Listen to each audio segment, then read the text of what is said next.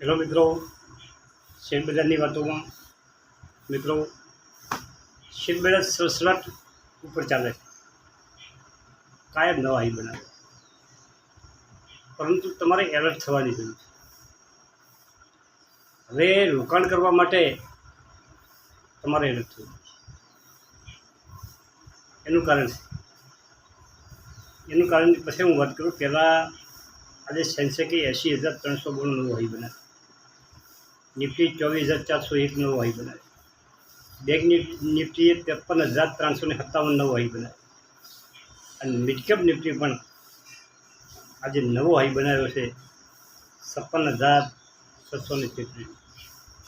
અને નવો હાઈ બનાવીને બધા કરેક્શનનું ઘટાડો ચાલુ છે. તમારે એલર્ટ થવાનું એ વાતનું છે કે સાવચેતીપૂર્વક રોકાણ કરો, અને રોકાણમાં ખબર ના પડતી હોય તો શાંતિ રાખો. શેર બજાર કાયમ ઉપર જતું નથી, વધઘટ એમાં રહેવાની છે.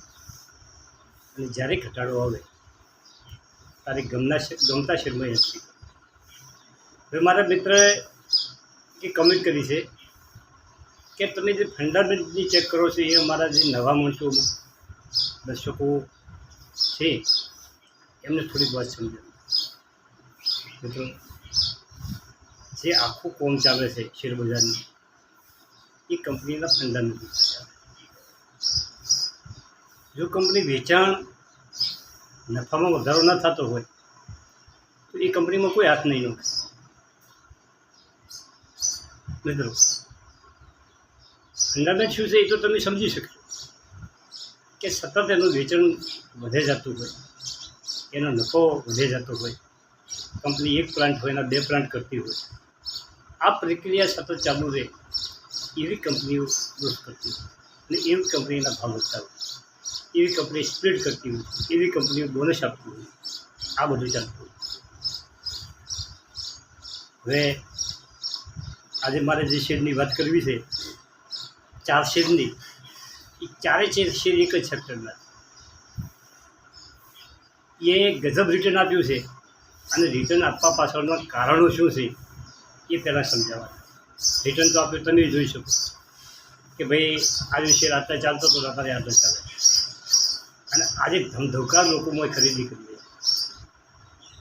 મિત્રો, પહેલો સ્ટોક છે મજગાન.com. આ શિપિંગ સેક્ટર, આપણું ડિફેન્સ સેક્ટર છે, એને સહાયક જે શિપિંગ, જે સમુદ્રમાં જે મોટા બોટો છે, જે લશ્કરના જે મોટી જે હથિયારો છે, જે સંબંધી બધું રાખવાનું છે, આ બધું બનાવે. અને બીજી વાત છે કે સરકારે 50,000 કરોડ ડિફેન્સના હથિયાર 2024-25માં નિકાસ કરવાનું લક્ષ્ય નક્કી કર્યું. એને કારણે આ ચારે ડિફેન્સ કંપનીઓ છે એ રડારમાં રાખે. આજે તો ખૂબ વધી છે, પણ જ્યારે ઘટાડો આવે ત્યારે તમારી શક્તિ મુજબ તમે એન્ટર થઈ જાઓ તો તમારા પૈસા બને. એટલે કંપનીઓ કેમ ચાલી રહી છે?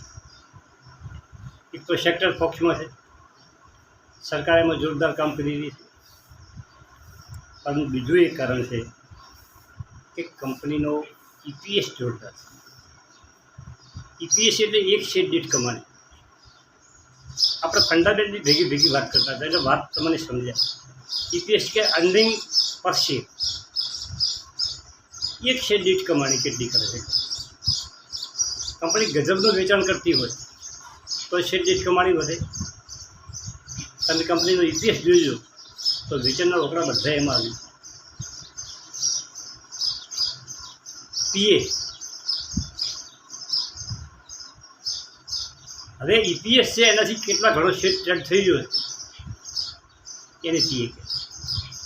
હવે જુઓ, મતદાર.com 4,952, હવે 5,000 ઉપર ઝડપી બાદ નીકળી જશે.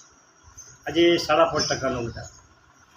52 વીક લો 1262, 52 વીક હાઈ 4,989, આજે હાઈ બનાવ્યો. માર્કેટ કેપ 99,685, 5,000 કરોડનું માર્કેટ કેપ બનશે. 5 ગણું. તમારો શેર 5 ગણો થઈ શકે. કંપની શેર ઘણો વધશે એટલે કાં તો સ્પ્લિટ કરશે અથવા બોનસ આપશે. મિત્રો, તમને હું કહું કે કોચિન શિપયાર્ડે જાન્યુઆરી 2024માં શેર સ્પ્લિટ કર્યું. આ સરકારી કંપની જે 10 રૂપિયા એની બુક વેલ્યુ ફેસ વેલ્યુ હતી એ પહોંચ કરી. તમારા શેર ડબલ થઈ ગયું અને ભાવ અડધો થઈ ગયો.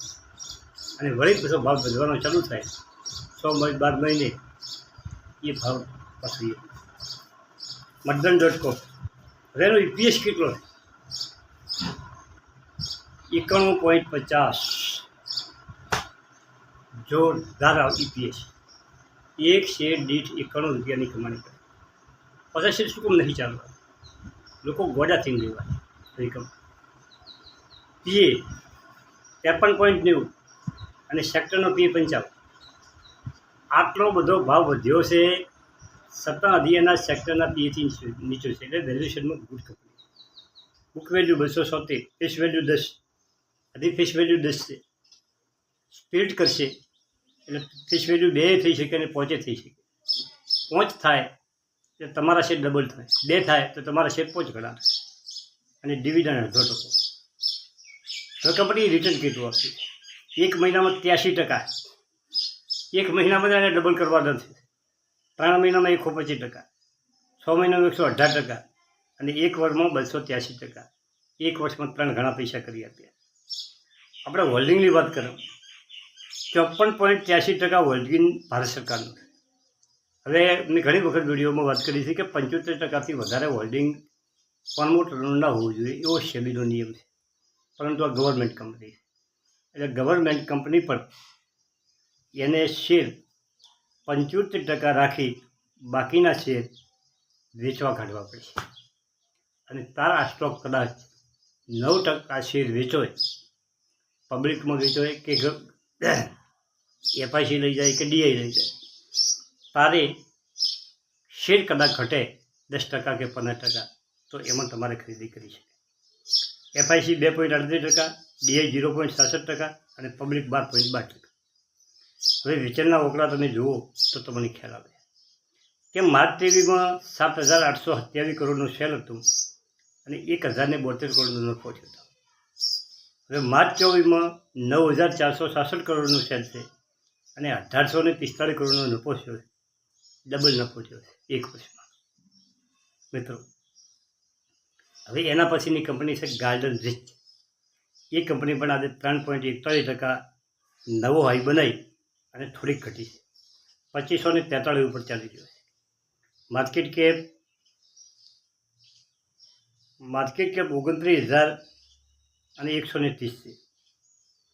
લો 559 અને હાઈ 2574. કંપની આજ હાઈ બનાવ્યો છે. હવે EPS કેટલો છે? 31.19. એક શેર દીઠ 31 રૂપિયા.